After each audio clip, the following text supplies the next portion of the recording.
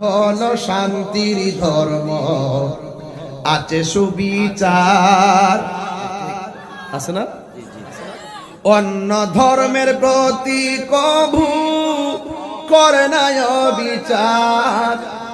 মিলেমিশে থাকার কথা, মিলেমিশে থাকার কথা দিয়েছে নবী বলে।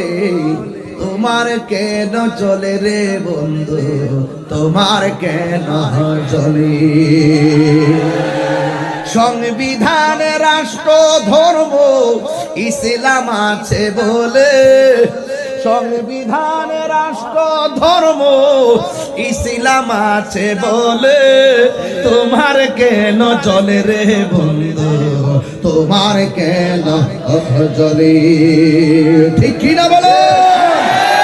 ইসলাম ছিল, ইসলাম আছে, ইসলাম থাকবে। কোরআন ছিল, কোরআন আছে, কোরআন থাকবে। আমার আল্লাহর বিরুদ্ধে, নবীর বিরুদ্ধে, কোরআনের বিরুদ্ধে, ইসলামের বিরুদ্ধে কেউ কথা বললে আমরা তাকে ছাড় দিয়ে কথা বলবো না, কথা বলবো না, কথা বলবো না। ঠিক কি না বলে?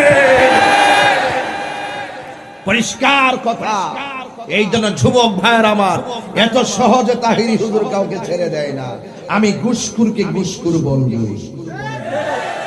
রাসূল বলছেন ন্যায় বিচারক আরশে আজিমের নিচে ছায়া পাবে। আল্লাহ আপনাকে এত সম্মান দেওয়ার জন্য রেডি, রাসূল আপনাকে এত সম্মান দেওয়ার জন্য রেডি।